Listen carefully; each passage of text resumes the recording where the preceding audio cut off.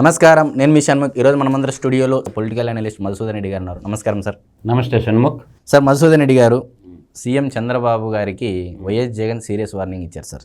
గుంటూరు జిల్లా జైల్లో ఉన్నటువంటి మాజీ ఎంపీ నందిగాం సురేష్ను పరామర్శించి వచ్చిన తర్వాత ఎల్లకాలం మీరే ఉండరు, రేపు మీ నాయకులందరికీ ఇదే గతి పడుతుంది, ఇదే జైల్లో మీ నాయకులు కూడా ఉంటారని చెప్పేసి ఒక మూడవ ప్రమాదిక హెచ్చరిక జారీ చేసిన విధంగా వార్నింగ్ ఇచ్చారు. మరి దీన్ని ఏమంటారు మీరు? దీన్ని ఇప్పుడు ఒకటి రంకు నేర్చనమ్మ బొంకు నేర్చకపోలేదంట.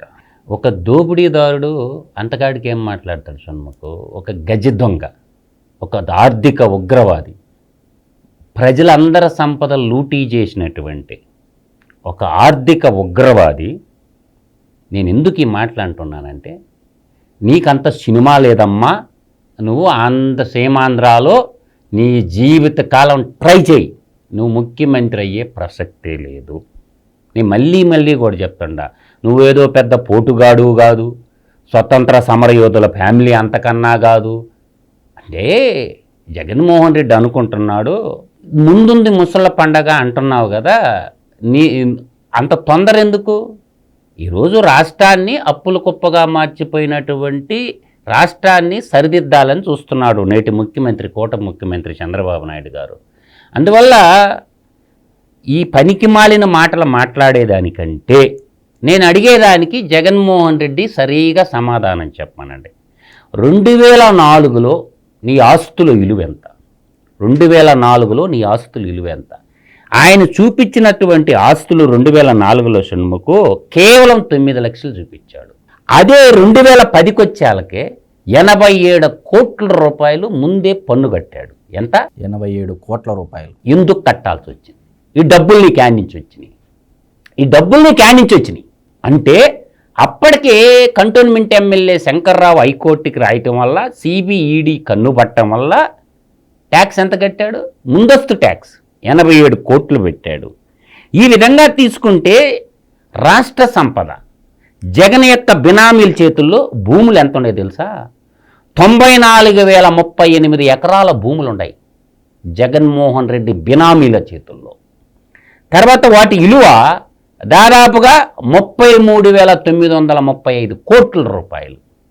పోనీ గనులు, ఈ గనులు కట్టేసినటువంటి ఈ గనుడు 181,079 ఎకరాలు గనులు కొట్టేసి ఉన్నాడు. అన్ని రకాల గనులు, అటు తెలంగాణలో కానివ్వండి, అటు సీమాంధ్ర నేల మీద కానీ, దాని విలువ తీసుకుంటే, ఆ గనులు విలువ తీసుకుంటే 16,63,400 కోట్ల రూపాయలు. దీనికి సమాధానం చెప్పరా బాబు? ఇప్పుడు జగన్మోహన్ రెడ్డి ఈ వచ్చే 15 ఏళ్లలో దాదాపుగా గనుల నుంచి వచ్చే రాబడే 16,63,000 కోట్ల రూపాయలు. ఇంత ప్రజాధనాన్ని కొల్లగొట్టినటువంటి కర్కోటకుడు, నేను ఊరకంలా జగనాసురుడని, ఈ కలికాలంలో పుట్టిన ఈ భారతదేశ ప్రజలందరి సంపదను లూటీ చేసినటువంటి వ్యక్తి ఎక్కడెక్కడ ఎంత అని కూడా నేను చెప్పగలను షణ్ముఖ్. కాదని చెప్పమనండి జగన్మోహన్ రెడ్డిని. అతను రాజకీయ పార్టీ పెట్టుకున్నది ఏంటంటే తన దోపిడీ సామ్రాజ్యాన్ని విస్తరించుకోవడానికి, తన ఈడీ సిబిఐ కేసుల నుంచి తప్పించుకోవడానికి, ప్రజలకి కొంత బిస్కట్లు వేసేసి ఇతను మాట్లాడేదా? అంటే ఇక్కడ ఇంకో విషయము, నందిగాం సురేష్ను పరామర్శించిన వచ్చిన తర్వాత కూడా నందిగాం సురేష్తో ఈ విధంగా మాట్లాడంట, నా పేరు మటుకు చెప్పొద్దయ్యా, చెప్తే నీ పని కూడా నీకు కూడా గొడ్డలిపోట అన్న విధంగా ఏదో హెచ్చరికలు జారీ చేశారని చెప్పేసి సమాచారం. ఇప్పుడు జగన్మోహన్ రెడ్డిని నమ్ముకుంటే జైలు తప్పదు. జగన్మోహన్ రెడ్డి నమ్ముకున్న వాళ్ళకందరికీ జైలు తప్పదు. ఎందుకంటే అతను దోపిడీ నుంచి వచ్చాడు రాజకీయాల్లోకి. అతనేమన్నా ప్రజలకు సేవ చేసి ప్రజానాయకుడిగా రాలా. ఒక తండ్రి మరణాన్ని అడ్డం పెట్టుకొని, తండ్రి మరణించక ముందు మహానేత అన్నారు, మరణించిన తర్వాత మహామేతగా మిగిలిపోయాడు. ఇల్లు అమ్ముకుంటే గాని గడవని పరిస్థితి నుంచి వేల కోట్ల సామ్రాజ్యాన్ని సృష్టిస్తే ఇతను భూమి మీద బతికేదానికి అర్హత లేదు అని చెప్పి, సృష్టి కూడా చాలా గొప్పది, సృష్టి లయకారుడు చాలా గొప్పవాడు. ఏం చేశాడు? మేఘం రూపంలో వచ్చి తొక్కేసిండు. ఆడ దొరికినటువంటి దాన్ని ఎత్తుకొని పోయి కట్టుకున్నాం. అందువల్ల ఏంటంటే సింపుల్గా చెప్పటం, నేను కొన్ని కంపెనీలు ఎగ్జాంపుల్ చెప్తాను షణ్ముఖ్. ఒక నెల్లూరు జిల్లాలో సింహపూరి సీమలో నెల్కాస్ట్ కంపెనీ ఎవరిది? విజయసాయిరెడ్డి 1500 ఎకరాలు, వాల్యూ ఆఫ్ 1200 కోట్లు. ఎస్బిక్యూ స్టీల్స్ 1100 ఎకరాలు, 350 కోట్ల రూపాయలు. థర్మల్ పవర్ ప్లాంట్స్ కేవీపీ 15,000 ఎకరాలు, 5,000 కోట్ల రూపాయలు. వెంకటేశ్వర వేర్ హౌసింగ్స్ కేవీపీ 375 ఎకరాలు, 75 కోట్లు. మాస్ హోల్డింగ్స్ 2,000 ఎకరాలు, 1,600 కోట్లు.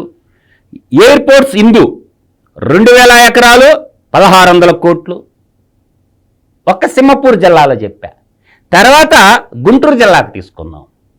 సరస్వతి పవర్ గనులు 1,515 ఎకరాలు Shanmukh.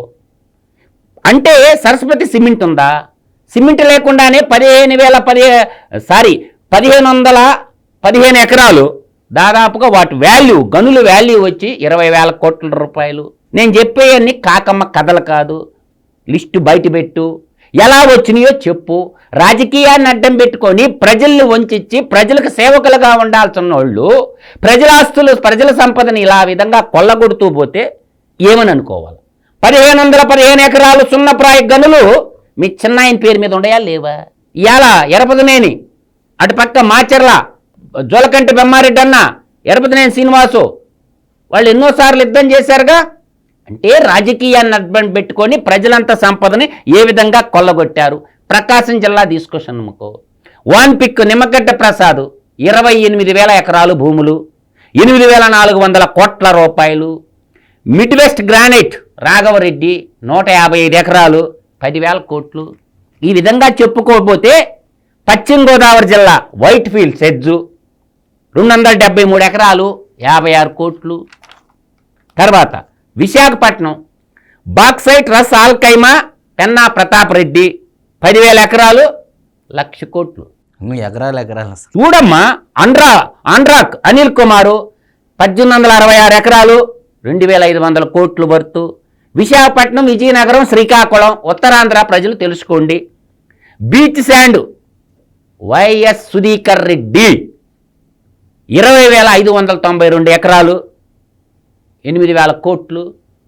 Srikakulam EV minerals illuminate YS Vivekananda Reddy చచ్చిపోయిన ఆయన వాళ్ళ చిన్న ఆయన పేరు మీద 3,594 ఎకరాలు, ద వర్త్ వాల్యూ ఆఫ్ 1,200 కోట్లు. కాకరాపల్లి ఈస్ట్ కోస్ట్ ఇది 3,333 ఎకరాలు, సుమారుగా 1,000 కోట్లు. ఖమ్మం జిల్లాలో బైటిస్ రవీంద్రారెడ్డి పేరు మీద 602 ఎకరాలు బయ్యారం గనులకి టెండర్ పెట్టారు. ఏది తండ్రి ఉన్నప్పుడు. దాని విలువ 33,880 కోట్లు. రక్షణ స్టీల్స్ ఇది ఎవరిది? శర్మిల భర్త బ్రదర్ అని చెప్పి ముసుగులోని ఒక మత ప్రచారకుడు రక్షణ స్టీల్స్ అని ఒక కంపెనీ పెట్టి అనిల్ కుమార్ 1,40,024 ఎకరాలు, దాదాపుగా దాని వాల్యూ అంతు లేదు. అంటే కొన్ని రద్దు చేసినాయి కొన్ని గవర్నమెంట్లు. కాంగ్రెస్ కిరణ్ కుమార్ రెడ్డి, రోషి గారు ఈ మహానేత గారు చేసిన పనులు కొన్ని రద్దు చేసింది కాంగ్రెస్. ఇంకా కడప బ్రహ్మణి స్టీల్స్ జగన్మోహన్ రెడ్డి పెద్దన్న గాలి జనార్దన్ రెడ్డి 14,000 ఎకరాలు. కడప కింగ్, పులివెందల పోటుగాడు, పులివెందల పులిరాజు అనేది. అందుకే నేను 14,000 ఎకరాలు బ్రహ్మణి స్టీలు. ఈ గాలి పార్టీ, గాలి బ్యాచ్ మొత్తం కడప జిల్లాకు సున్నం పెట్టింది. తర్వాత భారతీయ సిమెంట్ సున్నప్రాయి గనులు 2,038 ఎకరాలు.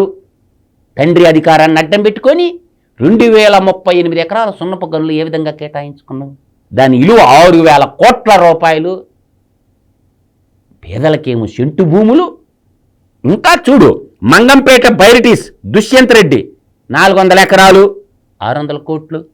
చిత్తూరు శ్రీ సిటీ సెజ్జు రవి సన్నారెడ్డి ఎవరిచ్చారు సెజ్జ 3,798 ఎకరాలు, ఇంచుమించుగా 1,500 కోట్ల రూపాయలు. ఇంకా పెన్నా సిమెంటు సున్నపు గదులు ప్రతాప్ రెడ్డి 822 ఎకరాలు, 3,600 కోట్లు. తాన్లా సొల్యూషన్ 250 ఎకరాలు, 500 కోట్లు. ఇందు స్టార్ గేజీ బ్రహ్మణి సెజ్జులు 750 ఎకరాలు, దాదాపుగా 1,500 కోట్లు. తర్వాత నాదర్బుల్ పొట్లూరు ప్రసాద్ 590 ఎకరాలు. ఇప్పుడు పొట్లూరు వాళ్ళ అమ్మాయినే కదా శర్మిలాదేవి గారి పుత్రరత్నాన్ని చేసుకున్నదే 1800 కోట్ల రూపాయలు. కర్నూలుకి వద్దాం. పెన్నా సిమెంట్స్ సున్నపు గదులు ప్రతాపరెడ్డి 800 ఎకరాలు 3000 కోట్లు. అనంతపురం జిల్లాకు వద్దాం. ఓఎంసీ ఏఎంసీ మళ్ళీ జగన్మోహన్ రెడ్డి పెద్దన్న 329 ఎకరాలు దాదాపుగా 10,000 కోట్లు. లేపాక్షి నాలాజీ అప్పు హిందూ శ్యాంప్రసాద్ రెడ్డి 8,844 ఎకరాలు 1000 కోట్లు. ఇవన్నీ చేసింది నువ్వు కదా, నీ తండ్రిని అడ్డం పెట్టుకొని దోచిన సంపదలు కదా నేను చెప్పినవన్నీ. ఇంకా చాంతానంత చెప్పుకుంటా పోతే చాట భారతం అంత ఉంది జగన్మోహన్ రెడ్డి యొక్క దోపిడీ. ఒక దోపిడీదారుడు తన యొక్క డబ్బు మదంతో చేస్తున్నటువంటి అరాచకత్వం. చంద్రబాబు నాయుడు ఓరు కనుకల ఇన్ని రాష్ట్ర బహిష్కరణ చెయ్యాలా, దేశ బహిష్కరణ చెయ్యాలంటున్నది చంద్రబాబు నాయుడు పెద్ద ఆయన. అందుకేను నేను చెప్పిన లెక్కల్లో ఆడు మగాడైతే ఒక్కడు చెప్పమని ఇది తప్పని చెప్పమని. మగాడైతే పులివెందుల పులి రాజాగా మిగిలిపోయింది, జగనాసురుడుగా మిగిలిపోయింది, కలియుగ దానవుడుగా మిగిలిపోయింది. నేను అందుకు అంటుండేది ఈ మాటలో, నేను ఓరకంటంలా. ఈడు కలియుగ జగనాసురుడు. అసురుల కాలంలో చూసాం, నేరు భారతదేశంలో పుట్టిన కలియుగ జగనాసురుడు. ఇంకొక మాట చెప్తారు సన్ముకు, తెలుగు నేలపై పుట్టిన తెల్ల దొంగ అని కూడా అంటాను. తెలుగు నేలపై పుట్టిన తెల్ల దొంగ అంటే తెల్లగా లేడుగా జగన్మోహన్ రెడ్డి గారు. అలా కాదు, తెల్లదొరలు ఈ దేశాన్ని ఏ విధంగా దోపిడీ చేసినారు అంటే నాడు ఆంగ్లేయులు దోపిడీ కంటే ఈడు దోపి కొన్ని లక్షల రెట్లు అధికంగా ఉంది. అందువల్ల గతంలో నీ 5 ఏళ్ల పాలనలో ఐపీఎస్ ఇండియన్ పోలీస్ సర్వీస్ కాస్త జేపీఎస్ చేసిండు. జగన్ పర్సనల్ సర్వీస్గా కాకి సొక్కా వేసుకొని 4 సింహాల బొమ్మలు పెట్టుకొని సిగ్గుమాలని డ్యూటీ చేశారు పోలీసు వాళ్ళు. వాళ్ళ మూలాలు ఇంకా స్టేషన్ హౌస్ ఆఫీసర్లుగా, ఎస్ఐలుగా, ఈడేమో ధీరోదాత్తులుగా, ఇంకా కోవట్టులుగా పనిచేస్తున్నారు. నేటి కూటమి ప్రభుత్వం వాళ్ళని ఏరి పారేయాలా, వాళ్ళ మీద ఏసీబీ రైట్లు చేపించి, ఇన్కమ్ ట్యాక్స్ రైట్లు చేపించేసి వాళ్ళ మూలాలు స్టేషన్ హౌస్ ఆఫీసర్లుగా, తర్వాత ఎస్ఐలుగా ఇంకా ఉన్నారు. అతనికి ఇన్ఫర్మేషన్ పాస్ ఆన్ చేస్తున్నారు. ప్రభుత్వము అప్పులు కుప్పైపోయిన ఆంధ్ర రాష్ట్రాన్ని బతికించాలనుకుంటుంది. కానీ ఈడు విధ్వంసం సృష్టించి వినాశనాన్ని దారిని ఒక వినాశకారుడు, వినాశకాలే విపరీత బుద్ధేనని చెప్పి నువ్వు జీవితంలో ముఖ్యమంత్రి అయ్యేలేదు, ఆ ఛాన్స్ ఇచ్చే పనే లేదు. ఇంకా నువ్వు తట్టా బుట్టా చదువుకోవడం, ఇంకా మిగిలింది జగన్మోహన్ రెడ్డి శ్రీకృష్ణ జన్మస్థానమే.